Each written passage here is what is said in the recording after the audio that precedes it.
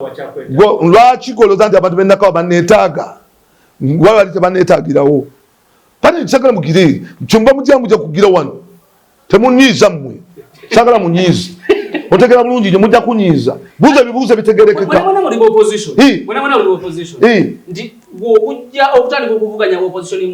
ku kifo ki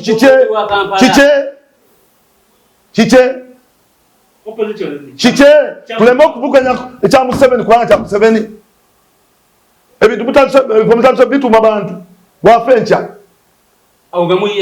temukola bakatonda muleme kukola bakatonda katonda yekka alina ekifo ekyolubeerera only God fe kiva ku mandate abantu gye bakuwadde nzize ku market namba nti ebizibu ebiriwo nze mbisobola ku mulundi guno nga Museveni bwakooye ne bannanga bamu solution zigwawo kati nze nina solution ze Kampala ate mbategeeza ekigambo kino nti nga party Kampala tumwetaaga kino kankyogere mukame nga party ya NUP Kampala tukola ki tumwetaaga ekyokubiri we are party ng'ojjako kuba opposition ffenna we are a party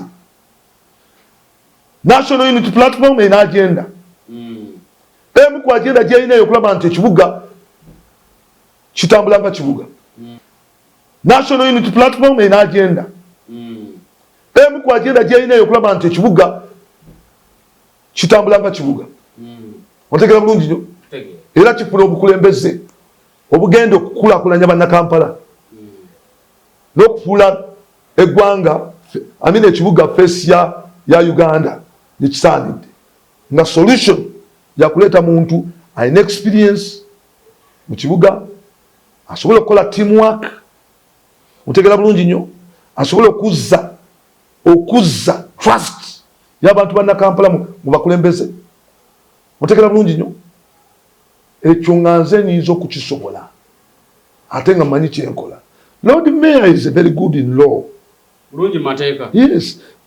Wantu twetaaga mateeka okujjako ku implementing amateeka kubanga tuyina impunity of the highest degree buli omu alina amaanyi mu Kampala kati implementation ya rule of law yeyeetaagisa nze gye ngenda okujja nayo naye nga ngenda kuba na Uganda tumala kati number one kinagamba wano kyangu nnyo teekawo platform y'abannakampala key stakeholders bayite mu engagement bategeeze kino ekibuga kyaffe bawe ebirowoozo byabwe ku kibuga kye beetaaga twetaaga ekibuga ekirimu emiti twetaaga ekibuga ekirina satellite twetaaga ekibuga ekirina enguudo enkole twetaaga ekibuga bantu be bakola ki twetaaga ekibuga ekirimu omuddo tulabe ku muddo Jennifer Musi yali akomezaawo omuddo otegera kimwetaaga kitegeeza twakyali kuddamu kuyita mu muddo tugenda kusimba emiti mugikuume kati anaakwatibwa n'ayita mu muddo. Kale wonna osinziira okubeera ng'otula byonna byokola nkwaniriza nkubuuzaako nti osibye otya afunye okusomozebwa nkusaasidde yasootuka ku buwanguzi mpiyozaayoza tuli ku MS Media nze Matiya Sekanjako nyina Honorable Nsubuga Ronald bali mwezo kise olukiiko olukulu olw'eggwanga akiikirira abantu bannakawa East. Yes, sir. Ate yeegwanyiza ekifo ky'omulodi wa Kampala 226 tugenda kwogera naye ebigambo basically ku Kampala ebiriwo amazzi amatabo okuyingirira amazzi okuyingira mu maduuka g'abantu amatabo okuyingirira abantu n'okubalemesa emirimu okuyingirira enguudo ekirungi yinginiya ate shadow minister wa Kampala ono bali mwezi obuuza abantu sanyuse nnyo okuba nti ozze wano ate ng'olina amaanyi gega amaanyi genjagala ku bannakampala babiri nago erinnya bali mwezo Ronald Nsubuga nga nze member parliament akiikirira Nakawa East constituency mu parliament eggwanga era nga nze shadow minister ennaku ezo bantukako era bampa ekifo bannange okuli n'omulodi wa Kampala bampa ekifo ky'okulira enguudo kati mu Kampala sobola nti enguudo kati ziri mu kukolebwa ontegera bulungi nnyo era nga nze shadow minister wa Kampala ndi musanyufu nnyo okubeera ku MS Media era neebaza okuba ndi mumpadde omukisa guno okujja okutembeetenga ensonga ezikwatagana ku Kampala. Kampala yeetaaga engineer tubola bantu muzze yeetaaga engineer Kampala yeetaaga engineer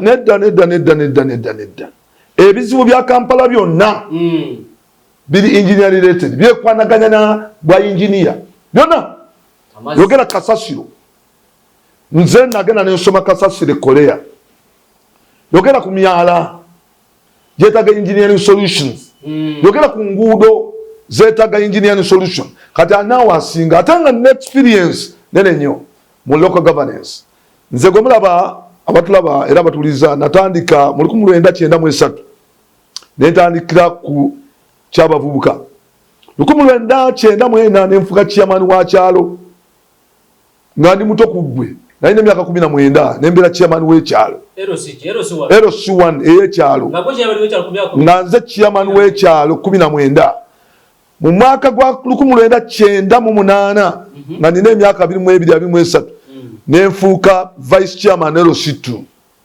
mu 2002 nembera kansala mu lukiiko lwa Sebaana Kizito weyabirira meya walina emyaka emeka okitegera bulungi nnyo weyabirira meya nga nze ndi kansala ku LC5 yeno City Hall era nali awo ku City Hall nga nze omu ku bakansala bakukunavu mu myaka gyange gy'emito eyali atusinga obutondoze yali kansala w'abavubuka lubayita Lubowa kati Lubowa wagundi wa Social Democratic Party wa DA oyo yali asingamu obuto otegera bulungi nnyo twali naye mu kansa eyo ne Irene Kiryowa naye nga wabavubuka Serunjojo w'eddembe nga kansala mu gundi naye yali mutototo mukko naye gwe nkutegeeza nti twatandika dde obukulembeze mbaddeko mmeeya w'e Nakawa kakati ndi bubaka parliament ekifo kyokka kyasigazayo kya bwa Lord Mayor mbadde nkola ekisanja kimu saagala kulwawo kubanga mmanyi nti waliwo abavubuka nabo beetaaga ebifo ng'ebyo tubuze tubagamba nti mwe bakulembeza ab'enkya enkya etuuka ddi gwe omuvubuka ndaba enkyayo ye leero oli aleme kulimbalimba nti mwe bakulembeza ab'enkya nga tebaagala kuva mu bifo nze nzize nkola ekisanja kimu ate ndeka banjagala ndeka nkoze ebitasoboka gwana atasobola kukola bitasoboka we nali meeya mu Nakawa nasobola okukola ebitasoboka nti amawanga mangi ganonda ng'omukulembeza sukulumye si mu Africa wabula mu nsi yonna America yanonda nga emerging leader mu Africa nenonda nentwala ewaabwe mu America Turkey nenonda ng'omuntu asinga okwagala ensi ye era Abaturkey nabateekaku condition mba mwagala muntu aleko mu nsi yammwe ngenda ne bannamawulire ne bakkiriza ne banga ngenda ne mukyala wange ne bakkiriza Korea abakorea abali muno banonda nga honorary ambassador waabwe mukole wano tubula nti nkoze ebintu ebisinga obungi nga buli omu yeewuunya ekyokujja wano ku bwa Lord Mayor nga bw'oyagala okujja tutandikira ne wali tujja tuuka we twagala okugenda si kibiina kyekikusindisa bambagamba kibiina kikusindise kireko waliswagujjeeno si kibiina siri ekibiina tekisobola kukola politics wakito bwatyo nkugambye nalina desire kati oyagala ngendewa oddeyo ku bubaka bwa parliament lwaki nzirayo ku bubaka bwa parliament kisanja kimu abantu baweereza kimu kola ekisanja kimu laga obukozi bwe lwaki banjagala nzireyo bagamba nti omulodi wakamala yasooka buyinza obutamusobola ate gwe genda omubuuze omulodi genda omubuuze ti ddala mu bantu wolaba basobola okukusobola ani naye mwenyini ajja kukubulira nti bali mwezo mumutya nange mumutya sinu wakusaaga gwe looza lwaki nkola ekisanja kimu kakati ekyanyigiza ebyobufuzi mwana wange tezaali sente tekwali kumanyika nedda nali consultant nga nze consultant w'Abakatuliki era omulimu ogumu gwe nasemba okukola gwali gwa Namugongo papa nga gyali multi-billion project multi-billion nze na discussinganga ne government ku lwa church nga ntuula ne prime minister nga ntuula ne ba PS ku nsonga za Namugongo njagala okwebaza omugenzi kitaffe mu Katonda kubanga yali aninamu nnyo obwesige noona ninamu nnyo obwesige era mbebaza nti bebanfudde kikyendi kakati nali nfuna kasente nali lecturer ekyambogo university myaka mito otegera bulungi nnyo nali consultant nga nkola emirimu gyange ngenda okufuna akabenje kano nali ndi ku consultancy ya kifo kino ekya South African Embassy ngaze kiriko omugagga akimpadde era kyekyanguze pikipiki nyangu okola emirimu gya nali ndi town engineer w'obulenzi nali ku project ya State House Entebbe ngakola ne mukulu Jebbi wa Lusimbi nga nsomesa mu university akati nengaba nekangula ekiduka ekinyanyangu okufuna accident naye kyavaamu accident eno nebaza Katonda nti yagireeta kunzi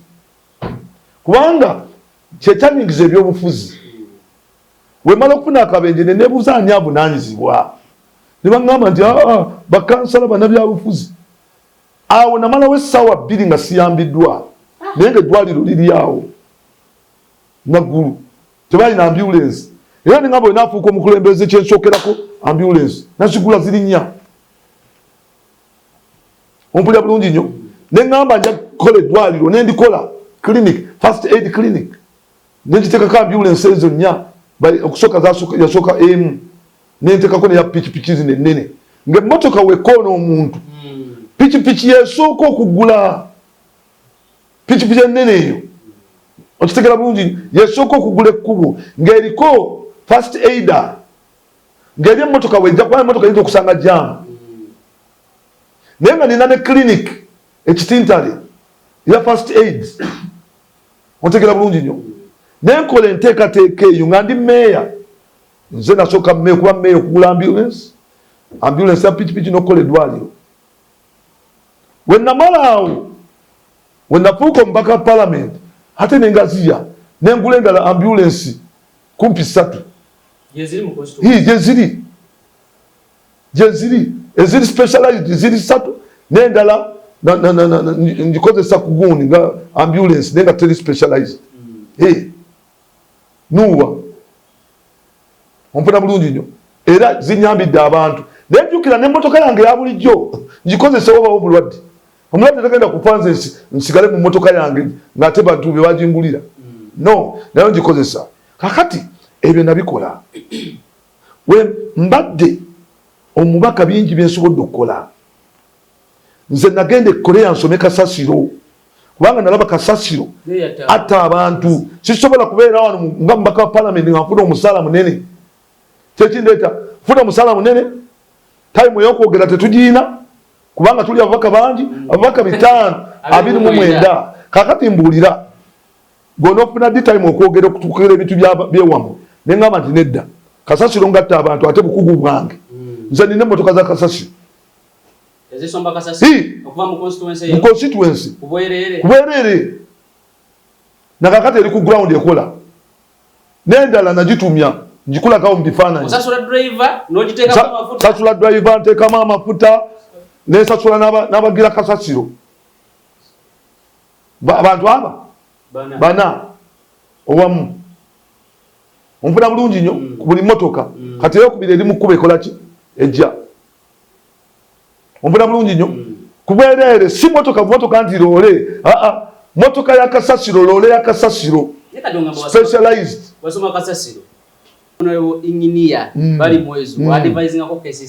nnyo si KCCA yokka yeyina obuzibu ne parliament yes ate si parliament yokka executive yesoose obuzibu era leero tubadde mu budgeting ebimu ku byembuuziza bannamawulire baba bikutte lwaki kiteezi teriimu okudicommissioninga kiteezi tekuliimu nga kiteezi yatta abantu lwaki teriimu jona kibuuziza leero nkibuuziza ontegera bulungi nnyo lwaki sente za kiteezi teziriimu naye tugenda kutuula n'akakiiko tulabe nga tuteekamu tusalawo tusaze tuteekeko sente z'okompensating abantu bakiteezi panze shadow minister era ngenda kola presentation enkya omubona bulungi nnyo kiteezi kasasiro kya bugagga kasasiro atatya abantu kasasiro akoze fujja erya buli kika lwaki tetuwa Kampala capital city sente zimala okudiringa ne kasasiro yomwe yalesa amataba ojja kuyiwa kati kasasiro ng'omusana gwaka gweyiwa kasasiro oleme kulowooza nti kasasiro agenda kufuukira obuzibu nindako enkuba etonye kasasiro yona gobadde otadde ku luguudo agenda kulukuta agenda galira emyala kyekiddirira floods mataba Kyekidirira jam kufiirwa bintu nabulamu. Tufiirwa million US dollars 10 okusinza ku ripooti ya World Bank ya 2008 buli mwaka nga tuzifiirwa because of kasasiro. Kubanga kasasiro azibikira ki emyala n'ofuna floods. Emmotoka zigenda ebintu nebigenda enguudo nezifa. Ekisinga okufa kyetufiirwa ze enguudo. Naye otunuulira bano mbagamba tusooke tudiringa ne drainage ne kasasiro tulyoke tukole bino byonna ebirala. Kubanga ekimu kireeta obulabe ku kirala. Twetaaga engineer. Solution would be dealing n'ebintu nga kasasiro. Mujeemu yenna kasasiro. Mu collecting wano tu collectinga tani 7 ku tani 12 buli lunaku. Tani tu collectinga tani 7. Tani 7 batulimbalimba okutugamba nti bacollectinga tani 15 teziwera. Batugala collectinga tani 12. Tu generatinga tani bannakampala bakola kasasiro tani 25 buli lunaku. Kubanga buli muntu akozesa kasasiro half to 1 kilo kasasiro gwa generatinga okuva ku lumakya paka kaongezi half kilo to 1 kilo. Kati on average tu collectinga tu generatinga kasasiro tani 25 ne tu collectinga okumujja mu bantu tani 7 kusinzira ku mbalirira ngende ku motoka zibayina ne capacity y'emmotoka. Yali agenda ekiteezi. Kati alaga eri ku site empya. Tuyina landfill dump site. Tuyina dump site. Je tuyina ffe. Oli aleme kulowooza nti landfill. Yes, kuba bagenda ne badampinga budampinzi. Kubanja alosoko nyonyolera omuntu enjawulo ya landfill ne dump site. Landfill edesigningibwa. Landfill bagi designinga nti ogenda kuyiwawo kasasiro. Otegera bulungi. Naye ate kasasiro oyo yandibadde asooka n'okubeera sorted. Nti maaso eyo bw'oyagala okuggyawo mu landfill eyo kasasiro oyo bako ne kyosobola mumukozesa. Tulina kasasiro wa mirundi ng'ebiri oba 3. Twala kategori 2. Tulina biodegradable ne non-biodegradable. Ebivunda n'ebitakola ki? Kati obuveera tebuvunda. Obucupa tebuvunda. Giraasi tevunda. Bino ebirala bisobola okukola ki? Bikolokomba by'emmere. Ebyo bisobola okukola ki? Okuvunda. Ng'omutadde ne medical mutwalire mu kategori eri. Medical waste. Ate medical waste talina kgenda mu landfill. Medical waste wa bulabe. Era balina special abamu collecting bali special. Balina okubeera ne incinerators. Nga incinerators zino ziri wala mu kibuga ku kibuga gyeteeka nga either ziri eyo wala nga ngoma ewatali bantu otegera mu incinerator nga gyotwala n'oyokya ebintu ebyo. Webeera mu kibuga erina okuba nti erina height esinga ekizimbe ekisembayo nga yekimuni yaayo nga wagizimba okusinga tawa esinga wano mu Kampala. Naye nalina sente ezo tebasobola. Kakati kasasiro ono ekiri ekiteze landfill edesigningibwa erina okubeera ne buffer, erina okubeera ne space wakati w'abantu nayo mita 5 eri wano wakati eno waliyo mita 5 neno waliyo mita 5. Kati eri ettaka wano teririiwo. Mita 5 zibanga mile mmeka? Half a mile, half a kilometer. Half a kilometer. Yes. Side ne side. Side ne side. Kati ku landfill okwo okubeera ne bire bipima. Kakati tulina okubeera ne mmotoka. I mean ne weighing machine. Giyite we bridge. Emmotoka wegenda n'opima kasasiro tani mmeka z'otutte. Tezina. Era bagambye bagiteekemu mu budget. Ng'alternative. Tosobola kuba nti odiringa n'ekizibu ky'otamanyi bulungi. Otegera bulungi. Oli watwala emmotoka nga nkalu. Naye gw'olabye emmotoka ng'egenze ya kasasiro. Nenga temuli kasasiro. Naye ajja ku bantu ssente. Ontegera bulungi nnyo. Oba akesisi wajja n'atwala amafuta g'abantu. Bamuwa amafuta. N'abalala bakoseza birala.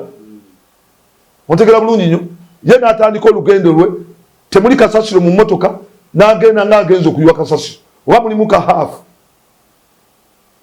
Oba ontegeera bulungi nnyo. Naye nga tayise ku we bridge. Tulina okubeerawo ne we bridge. Epima. Onalese kasasiro bw'ati. N'osobola okumanya ekifo ekyo kitwala kasasiro yenkana ki era kinaaba kijjudde mu kiseera ki. Projections ezo olina ozikola. Kati ekyo tekiriwo. Damp site oyiwayo buyiyi. Tebafa nayo. Naye mu kasasiro oyo muvaamu kye bayita lichet. Muvaamu methane wa bulabe. Lichet wa bulabe, methane wa bulabe. Ku gundi naye avaamu ku landfill. Naye basima kye bayita baziyita ki? Dams. Omugenda lichet oyo. Kati lichet oyo n'omutreatinga n'atabeera wa bulabe. N'alyoka akkirira mu ecosystem. Se olutobazi. Ng'amaze okubeera wano treated. Takyali wa bulabe eri butonde bwaki? N'alyoka agenda mu ki? Mu nnyanja yaffe neegatta n'amazzi nga gali treated. Ekitaliiwo ku dump site. So olwaleero ffe tuyiwayo buyiyi.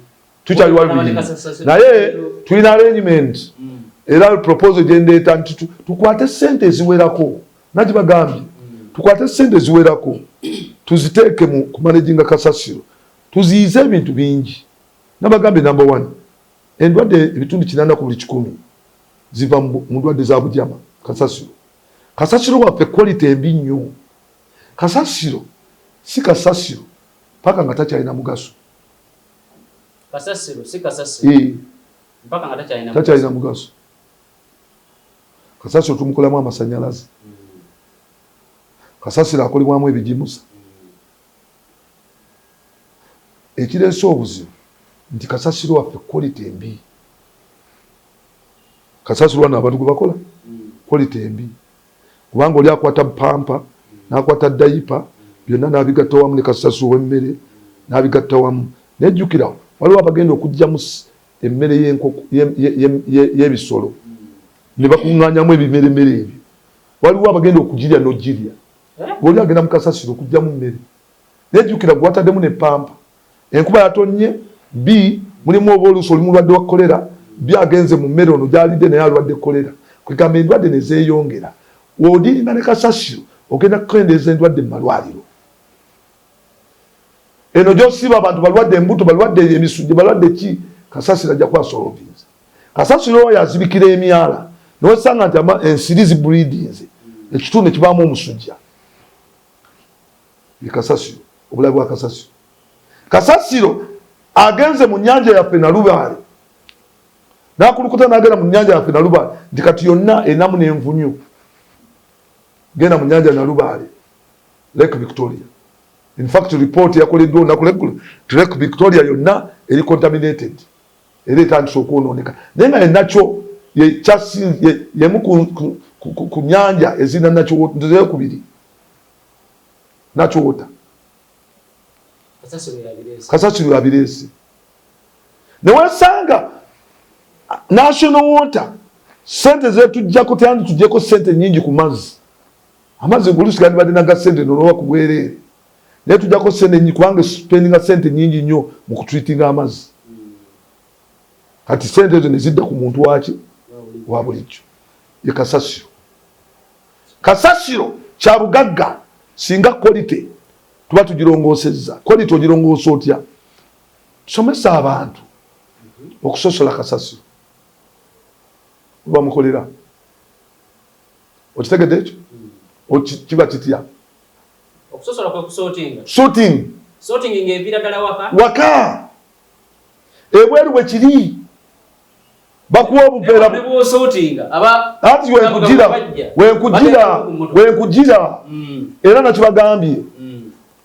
Waleeta ebitabo byawe ojja kusanga nti wandiseemu.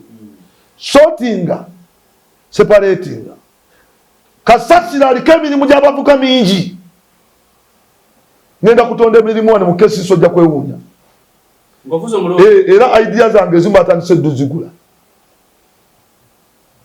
osimbye omudde leero enkya abantu baziyitamu oha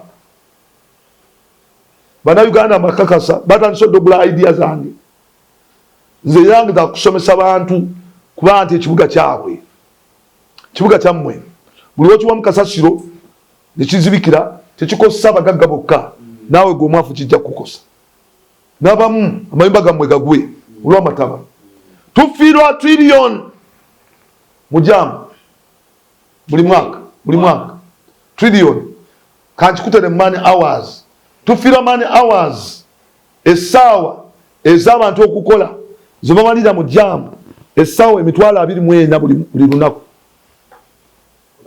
essaawa zetufiirwa nti omuntu amaze mu jamu zeyandibadde akolamu emirimu 24 buli lunaku abantu bonna ba Uganda bamu trillion 10 nova jinja okukola olw'ebinnya ebiri wakati wa Mabira olw'ebinnya ebiri wakati wa Kampala ne jamu eriwo evudde ku myala emibi evudde ku mataba n'omalamu essaawa 4 n'owandimazemu essaawa 1 n'ekitundu okuva ejjinja ne section okubira ddala emukono n'omalawo essaawa 2 n'ekitundu okutuuka mu Kampala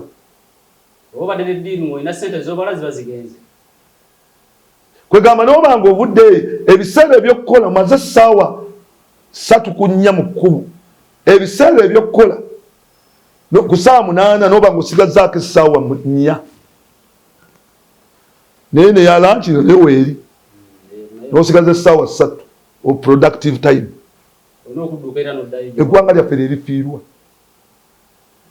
kati wenkugambira nti nga twagala okukola ebintu tuteekemu mu bukulembeze abantu abasobola okuleeta solutions eziri viable with justifications ndowooza mu kiseera kino yenjinia ompona bulungi nnyo nga nkubalidde bizinesi nti eno ejja kukola gavumenti neeremu okuzimba the most bankable project mu Uganda wano enguudo zonna zino ng'ozigasi oluguudo olusinga okuleeta ssente lwa Jinja naye omuntu aba nga amala mu kkubo essaawa 4 naye nga oluguudo olusinga okuleeta ki ssente nga wakoze bypass n'ogiteekamu ssente abantu baba nga basasula 5,000 bwe ziti nga ku Entebbe Express highway nze kati sikyayita ku Ntebbe eno simanyi na biriyo mpita ku lupya lwaki onosanga Kamataba kubanga lwayita mu lutobazi naye olutobazi baluleka wansi amazzi gatambula ki that is an engineering solution otegera bulungi si wonna kubanga wamu wafa dda naye n'entobazi ziriwo nazo ne muzigaba mbadde nwanagana n'abagagga bazimba mu ntobazi nga baminisita tebavaayo kunyamba nkugambye baminisita nga tebavaayo kunyamba odi mukisa bebali mu gavumenti noonya wano obutambi bwange nga ngobagana nabo lumu nakwatako n'omuggo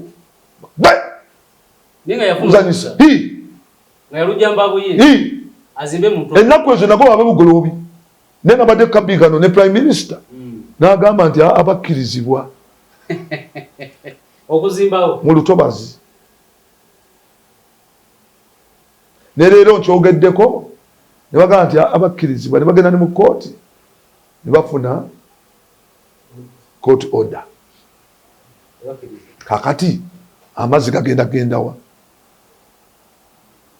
swamp eyo ye ecosystem esenge gy'amazzi naturally katonda giyatwa n'esenge gy'amazzi ne gagenda mu nalubale nga mayunju tewandibaddewo mazzi gagenda mu nyanja nalubale nga tegayise mu swamp katonda yatonda ekitoogo buli mabbali gaki g'ennyanja nti amazzi agaba gagendayo ekitogo kino kigasengeje gagende nga gali clean kati olwokuba nti bonna batuttewo kati agagendayo byebisoto yebbi kazambi n'aba industries nabo ne bateeka mu west zaabwe ezimu nga zina n'obutwa. Lead yemu ku minerals eri terrible era si kirungi mu abantu abandaba kulya mayuni gamu wetland kubanga gasika lead. Lead alina obulabe bunene nnyo ku organs z'omuntu ne mu nkula y'omuntu. W'onywa amazzi agalimu lead oba ekintu kyonna obeera stunted, tokula n'obwongo tokula. Being stunted n'obwongo nabwo bukola ki? Nabwo buzingama. Akati twetaaga omuntu yasoma ebintu ebyo mu kibuga.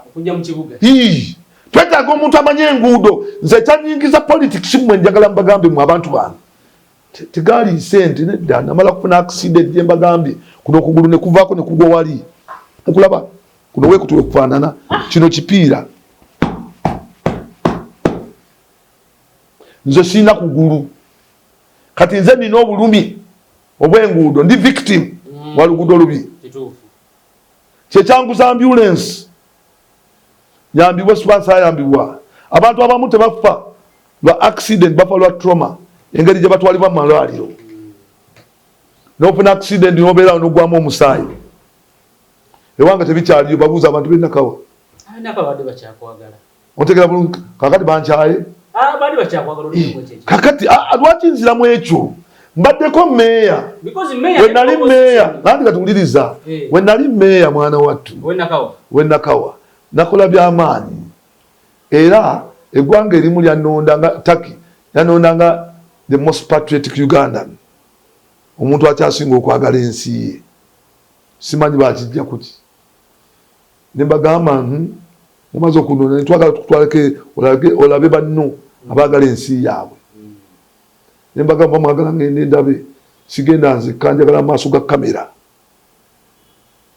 nimbaga ngenda ne munnamawulire natukkiriza sigenda kubeereyo nze kanga sida ku malawundi nenda ne mukyala wange natukkiriza nti we nali ngenda n'ebibuga ebirala ne binsaba luli yali Union of Mayors nene Adana meya wa Adana nansaba tinaffe atuuke asaba embassy naffe atuuke waffe era nagenda nendaba ne university obakola forensic science twagireetawo negenda okuzimbira negundi oluvannyuma okuboogerako yali egenda okuzimbira police forensic science department yayo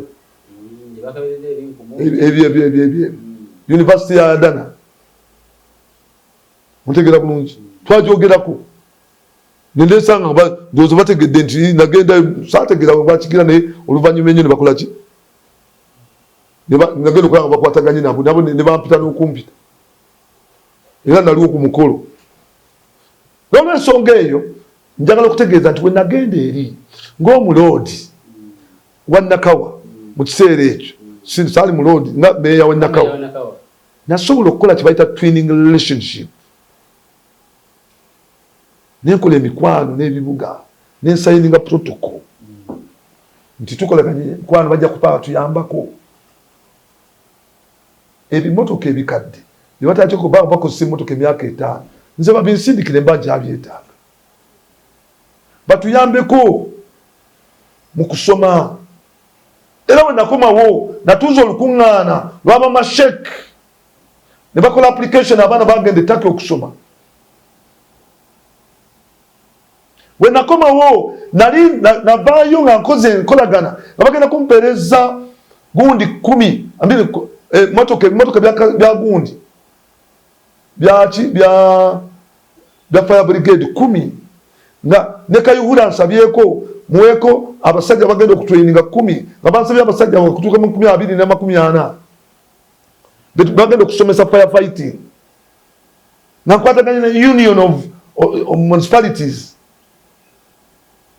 Olaba omukulembeze kagamba Lord Mayor totuula wano kenda okola emikwano saka nze kugambye nina byensasi kati genda bakoleya nabadde nabo tugenda kugulawo TV tugenda kugulawo factory ya pads batukozesa ne Rotary bagenda kuzimbira Rotary era njagala okwebaza Rotary ya Ntusi kubanga bagenda okuyitamu directly bazimbidde university tukigulawo mu August Nakawa Union Vision Nakawa abo nze bayambi nze na tufete wabaleeta kuno bakazimba amasomero 7 Union Vision Schools bakazimba church 23 tugenda kugulawo TV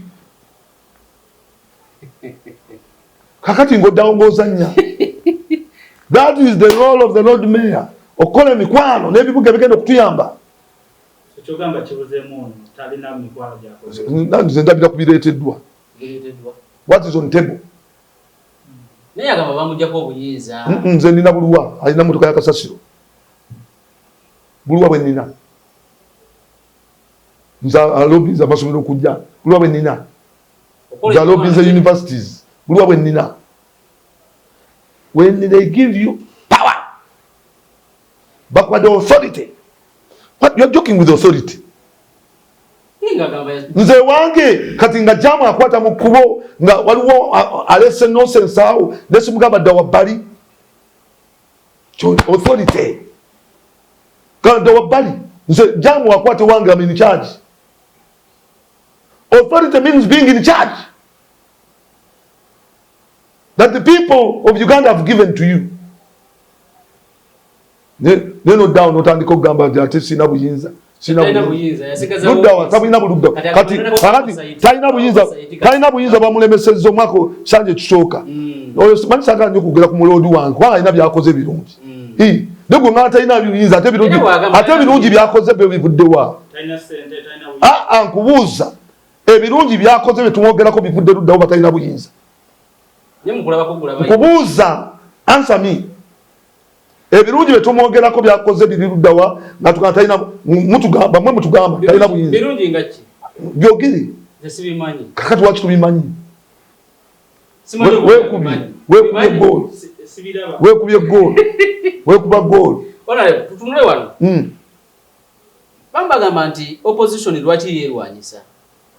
Onalebo omulodi wa Kampala wa PFF era opposition PFF pate eri mu pipeline PFF pate zile pate kati olwaleero. Are you sure?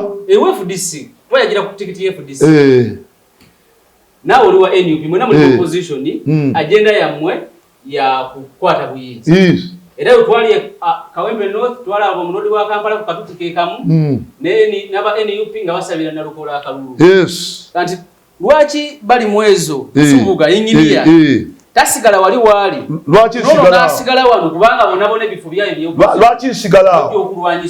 lwaki sigalawo gwogende luddawa abantu benakawa wachakweta lwaki goloza nti abantu benakawa banetaaga wali tebanetaagirawo pani sagala mugire kyomba mujja kugira wano temunyiiza mmwe sagala munyiiza otegera bulungi nyo mujja kunyiiza buuza bibuuza bitegerekeka mwana muri opposition mwana muri opposition ndi okujja okutandika okuvuganya opposition mu kigende ku kifo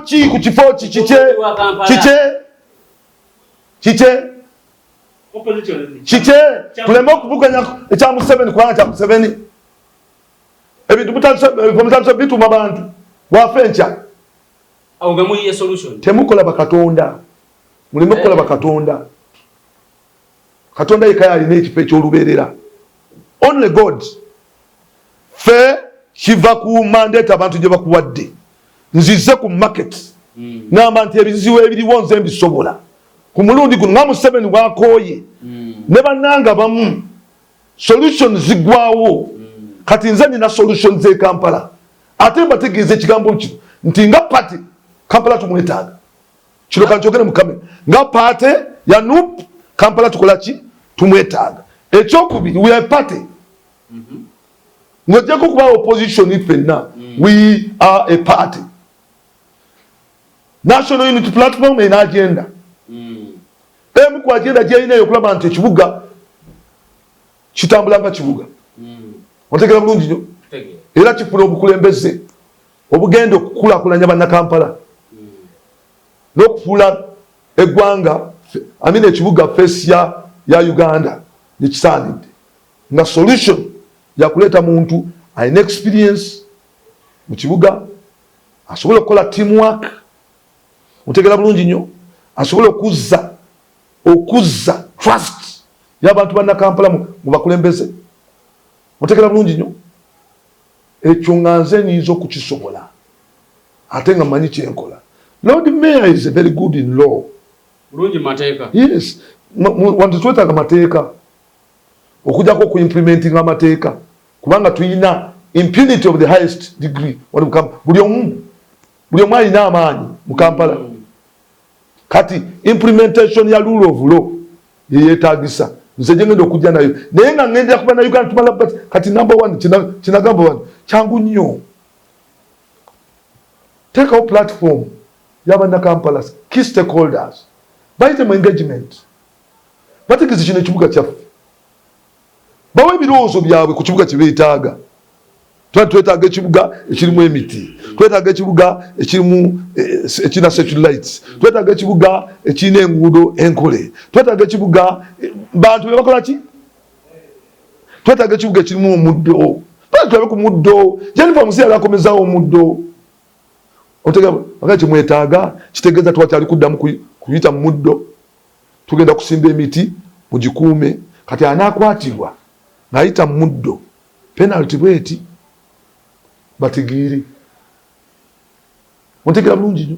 Buli muntu nga ategera ekibuga kyani nti bannange n'abatembeeyi tugenda bateekerawo ebifo byammwe musobola okukola ki okutunda era kesisi tejja bakwatako oba tusazeewo zino enguudo mugenda kusasula layisinsi mubiri nga mutunda naye akwatibwa mu muddo awedde bodaboda nti industry yammwe tetugenda kubawa bodaboda noti naye mubeere n'amateeka mukolemu order.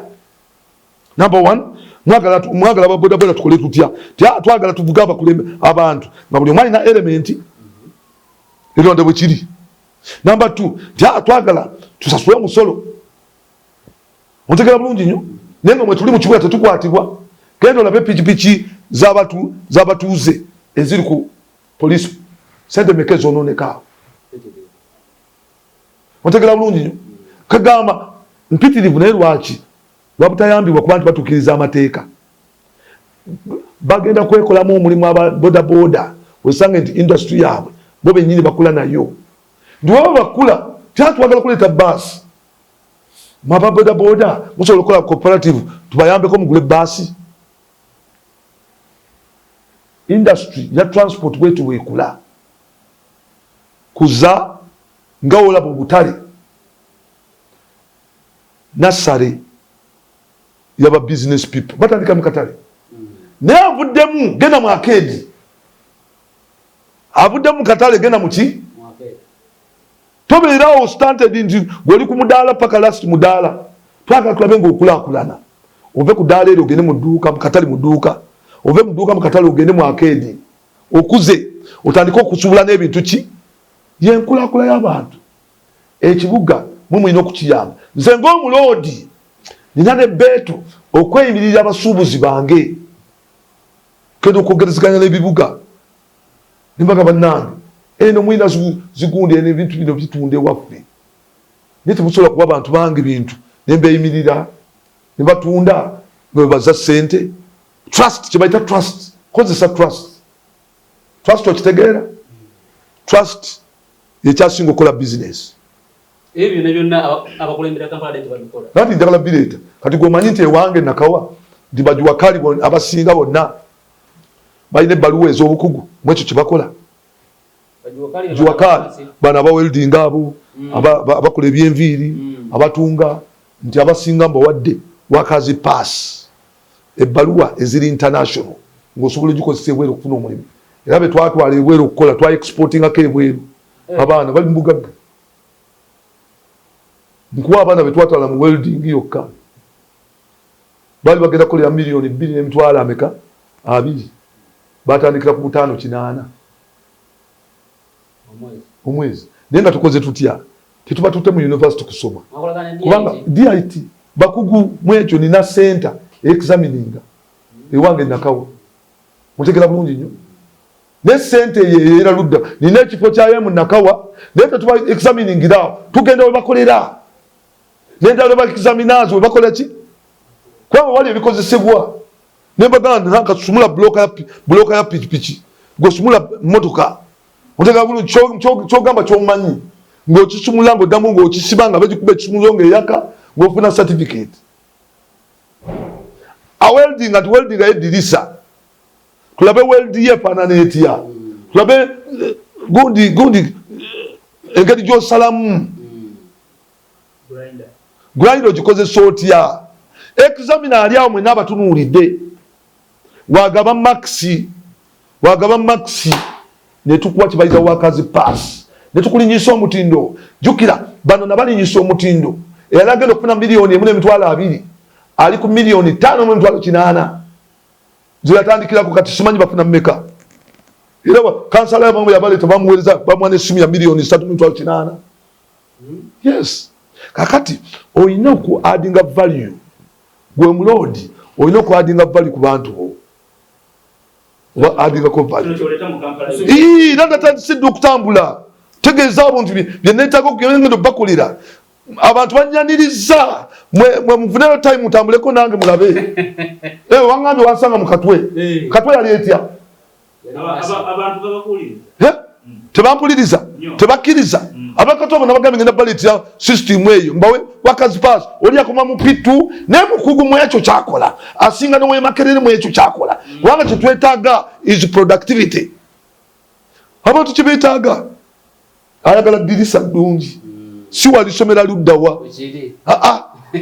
si dirisa walisomera luddawa lwaka katuleta omukugu wemakerere akole dirisa si kyenetaaga netaaga dirisa ki ono omwana afunye experience ku mulimu asobola okukola edirisa kati eriyo enjagala kyobala nti abazungu bagenda ku productivity oba tosobola kuproducinga kintu kyonna togenda kufuna mulimu bakuwadde omulimu gukole guteeke wali nga bakusasula eno business eyokwestinga time nosoma ebintu bitagenda kuyamba ono omwana yakoma mu pitu naye muwadde ebbaluwa wemuweyo eyokubiri abaana 6 nga nokwesimba wasobola bwafuna eyokubiri noba 6 okukifo kyoba lord mayor jane ku kifo kyobwapaka bwa parliament olaba ninyisiza omutindo gw'abantu bange ye mukulembeze gwetwetaaga mu kibuga aleta solutions practical solutions ezigenda okuyamba bannakampala tewali mulala yenze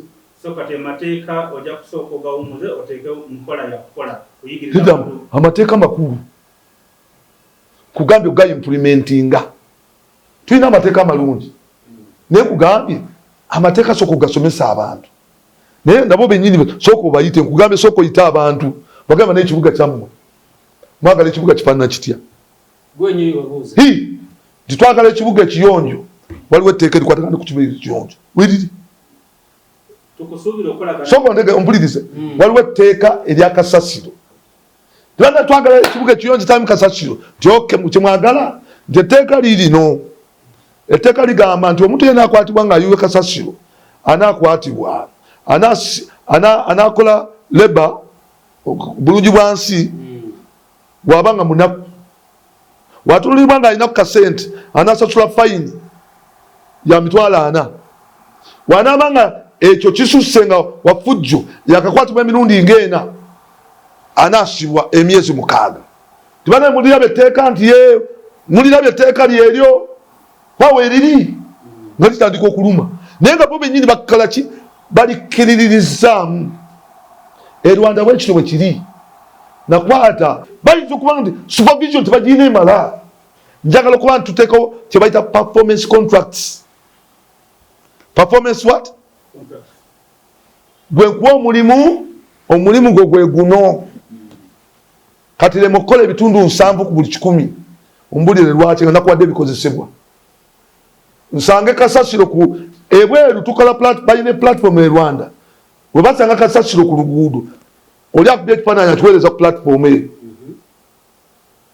otegera bulungi nnyo akati gwe president akirabe nga bazzeewo ne bayitawo ne bagate naku olwokubiri nga tanakuvaawo gweogobeddwa okuwulana kuno wakati wa mwe bannabyabufuzi kati nga gwe ng'ofuuse road mayor n'abakulembeze nga baminister executive director wa KCCA osobola kukwasaganya otya kakati number one njagala abantu bakitegeere nti osobola okukola nga gwe team leader n'okkiriza ocreatinga teamwork. Why? The Lord Mayor is the political head. Wabera political head buli omu obuvunaanyizibwa bwe bulambikiddwa mu mateeka. Kiki olina okukola ne okomawa ne muno kyalina okukola bwe kirambikiddwa mu mateeka. Era gwe wennyini oli waba takoze kyalina kukola osobola okugenda ne mu kkooti n'ogamba buno si buvunaanyizibwa bw'ono yabukozi. Ompuna bulungi nnyo. Lord Mayor yakulira strategies, yakulira policies, yakulira programs z'ekibuga. Kyonna gaggawaza abantu Lord Mayor mulimu gwe ab'omu kibuga. Okulaba nti abantu b'omu kibuga baba bulungi mulimu gwa Lord Mayor, si mulimu gwa minister. Otegera bulungi nnyo? Mulimu gwani? Kakati n'olukiiko lwe baddembe okutuula ne bayisa engeri gye bagenda okukolamu omulimu. Kati enkola erambikiddwa nti executive director naye ate era ye muwabuzi owuwo gwenga Lord Mayor, kubanga mukozi wa gavumenti ayagala gavumenti efiirwe ng'oleese ekiteeso ki strategy embi. Kati akuwabula naye oba olemeddeko noganze kyenjagala kyalina okuteekesa muki mu nkola, kubanga olukiiko lwasazeewo. Olukiiko lwe lutuulako bakansalas luluŋŋamizibwa executive director nga yakulidde naye lulina ba directors abawi b'amagezi era abateekesa mu nkola ku lwa executive director. Kakati Lord Mayor olina okubeera nga osobola okubeera nga okola teamwork, tiimu yeeno okulaba nti etuukiriza ebigendererwa byo. Ombona bulungi nnyo? Ekibuuzo sikizeemu. Naye otugenda ku kya ssente. Kakati nkubuulira muve ku kintu ekiyitibwa ssente. Lwaki ati? Ssente zijja naye n'entono nezikosebwa bubi. Kati ezo entono gwe Lord Mayor mayindinga nnyo okulaba nti zikola ekyo ekituufu tizina okukola ki? Kizina okukola. Obuvunaanyizibwa bwo. Tuyina bw'olina okuloopa jangu mu parliament oloope waliwo zikozesebwa obubi. Genda wa IGG ogambe nti zino bazibbye. Bame muntegera bulungi nnyo. Naye ssente tuzisindika kati leero neebaza Katonda nti tulwanye ne tukola ekitakolebwangako. Kampala tefunangako biliyoni 916 ku mulundi zino biliyoni 916 Tezekaniza parliament. Sinaba kumanya parliament zifuna. Nze kati ndi ku mulamwa gw'abantu. Parliament ebegana naye mutuyo. Nawe nabadde kubanga ebisu bya Kampala binene nnyo bivunze. Kampala evunze. Wayogedde ku kyamatabo kukuba tulina master plan gye twatandikako nga ndi kansala. Genda maaso naleba. Ate ngoyogereramu. Genda maaso. Tulina master plan gye twateekateeka nga nkyali kansala gye bayita Kampala Drainage Master Plan. Tuli guno Kampala Capital City tugezezzaako nga nze shadow minister ne bakabanaana ne baminister okulobinga at least tuwezezza sente zitatuwebangako biliyoni 916 kubi trillion namba. Kakati twetaaga omuntu agenda okulondola sente ezo okulaba nti zikola kizina okukola. Naye ng'ebizibu bya Kampala byandibadde bitandikirwako kyekizibu ky'okusolvinga issu y'amataba. Amataba ga bulabe. Abantu bafudde. Naye n'ebyobugagga byonna byokola bigenda kufa amataba. okugeza olw'amataba enguudo zetukola zonna zisobola okubeera washitawo owakitegedde big washit oluguudo obulabirwamu mazzi kasita lubeera submerged mazzi lwalonesa onfuna bulungi nyo oluguudo kati tuinvestinze trillions za sente mu nguudo naye tetunaba ku implementinga drainage master plan yali updated nkugambye drainage master plan yasooka nekolwamu nebijasimaana mu 2023 netakolebwako mu 2016 ne bakya updatinga kubanga tulina development urbanization yenu ereese obuzibu nkulu nereese ki obuzibu the built up space nene kati wesanga wano parliament omuddo guli ludda mutono kolansi bizimbe amazzi tegasobola kuyita mu kolansi negakka kati awo ofuna tebayita surface runoff amazzi gagenda waabo emiti mugitemye emiti egyali badde kigonza ettaka amazzi ne gayingira bulungi nnyo nate ne kinywa ku mazzi ago mugitemye kiweddemu mukoze enguudo buli wamu mutaddewo pavers kwegala surface runoff muki naye temukoze emyala gino eminene zibayita primary drains entobazi wegandibadde gasooka ne gayimirira ne gabeeraawo ne gatambula mpola mpola nga gagenda gasengejjibwa muzisimbyemu naye emyala egiriwo mugisimbyeko oba muntegeera impunity kati wesanga nti bagisimba kuliko n'abasirikale mutegeera bulungi kyova twagala implementation of the rule of law naye rule of law tekisobola kubeerawo nga tomupadde bakozi tewali wantu wasinga bakozi nga KCCA ebibuga bye byandisinze okubeerako abakozi abayola kasasiro abakuba security abakola enforcement egyona mirimu onfuna bulungi nnyo kati egyo netegese okujuwa abavubuka era mu abavubuka mweteketeeke nti ngenda kubawo tebayita emirimu emirimu egiri ku kesisi mingi kubanga emirimu egimu tugibawa tukugire ebiyinza okubaawo nti kakati kasasiro omungi aleeta endwadde naye bamugyemu yenna neza abavubuka bali sente ezo ezandibadde zigenda mu malwaliro tebalina mirimu kati sente leero tuziyisizza komiti yange tuwongedde biliyoni 19 za kusasula abakozi so sisuubira inti kugaaba era naye abaddewo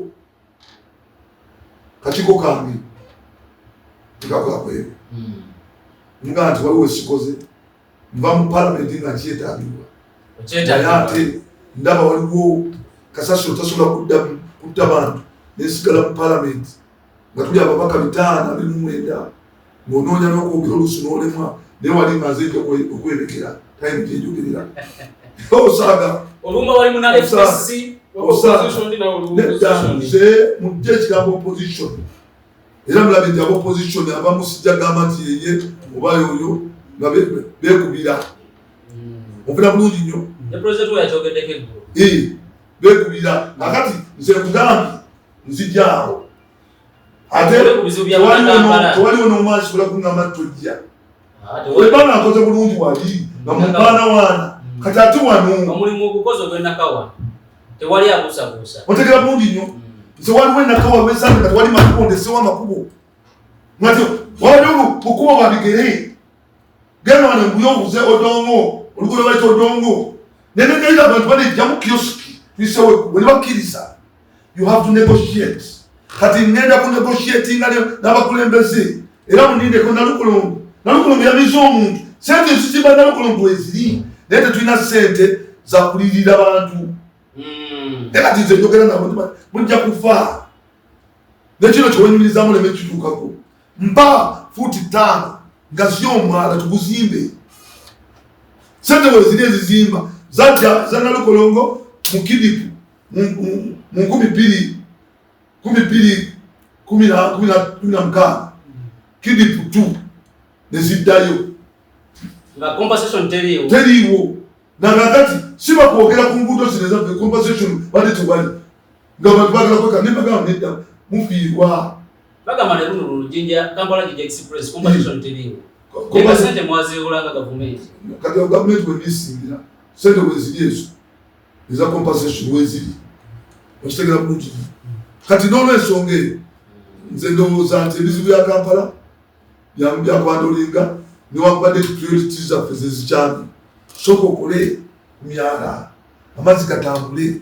Otegere nti amakubo g'ogenda okukola tegagenda kufuna buzibu. So Kampala Planning Master Plan Tichali bali choko kolebwako n'okufuna system ya kasasiro ezibikira emyala temyala gino gikozi neti jja kuzibikira kasasiro omujjamu n'ekyobugagga neno lekodde ku nguudo ozinga enguudo ezigenda okuwangaala. So ne kubwa Lord Mayor tukusubira ekisanja kimu kwa buli wamu okoze ekisanja kimu tuwamu kyali kisanja kimu paka Katonda ng'alagidde naye ogambye okomaawo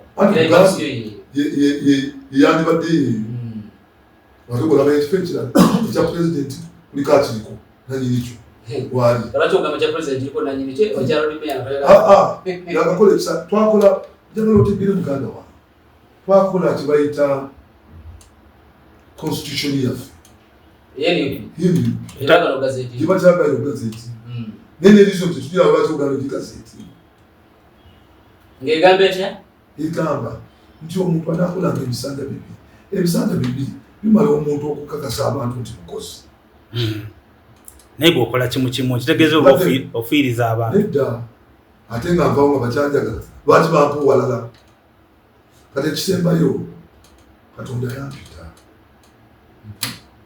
mu kifo kino Lord Mayor yampita waba teyampita nga nimba Katonda nimbisa Katonda alina obuyinza obunzitira wano nesituka nayo anzite ndi musajja mulokole naye waliwo owulirizanga Katonda kyobulaba nti ndi mugumu nnyo simutyamu yadde Lord Mayor simutyamu okujja kumuwa ekitiibwa simutyamu yadde kakoota Lord Mayor sikutyamu yadde kakwota kubanga mmanyi anyagawo okukulembeze Katonda kyempuwa kyekitiibwa era tutogera kumpulira nga akwogera kubi era sisobola kutyokola kubanga okukulembeze buva eri kati baba nakwogereza ne bagamba omulekere ani ekibiina kyo no retreat no surrender kubanga Katonda yayogedde osazeewo okujeemera ekibiina sikujeemera kibiina gwe kibiina tekirina kusimba omuntu Lord Mayor wanu omulodi simula abantu tuve wano ate mpise bulungi akuba palamenti erina kunsasula kale njagala kutwala olukusa buno okubebaza okujja wano okuzijja kubikwata nakukikoga nze muntu mutuufu waleeta ku bintu ng'ebya academics kusomesa kw'abaana kusoma kw'abaana ndi mutuufu ensonga nga bwe zituzikwata ku academics twanze ndi kirabo kya kusoma olw'obulema buno singa saasoma nandibadde ku streets kuga ndi kyakuyigirako eri buli muntu ze natundako ku ffere ku kyalo nafubako Katonda gyanzigye manyiyo kyobola nti buli kyenkola kikozesa maanyi saagala kuweba kisajja kyakubiri kyaki nga waliyo gwe omuvubuka tannabakwatako naye nga temugamba nti gwe mukulembeze waaki ekyeneetuuka ddi ninawe okwateko kyobola nti nkola ekisanja kimu ntako nokubavubuka generation yange bagibye nnyo bano abaluddeko otegera bulungi nnyo buli aluddeko yenna generation y'amavubuka obwogibye kati batusindiikiriza muli bakadde nire bakadde bannaffe tebagala kubeera naffe tukwate mu bifo byetusaanira kakati awo nogamba nti tugenda kola tutya era nalese ekifo kyange kigenda kubeera competent abasobola ojja kwesanga nti aziseemu ate mwana wattu mwe mulungi n'okusingaasa naye nga tubali bagamba bali bwe nali kuba meeya bali bwezo tewali nomaaso olakikola nga bwekikola bali batutuba kupoza obubaka bwa palamenti lwali omwasobola kikola nga bwekikola kwegamba buli levo yonna nzize bampaana waana mwagala kunsuulaliko naye nange ndi mugezi amu omuloodi mulungi nnyo mulo era twanjagadde waba asobodde akomye wali mu palamenti ne bwawumula yabeerako omubaka bisanja bano bisatu kimala agende mu lufamu akola amateeka bona wabadde osinzira okubeera nga wetulaba tukomye wano ne Honorable Nsubuga Ronald bali mwezo omulodi wa Kampala 226 akuume atakumira mpeera wangale nnyo Ssaabasajja Kabaka.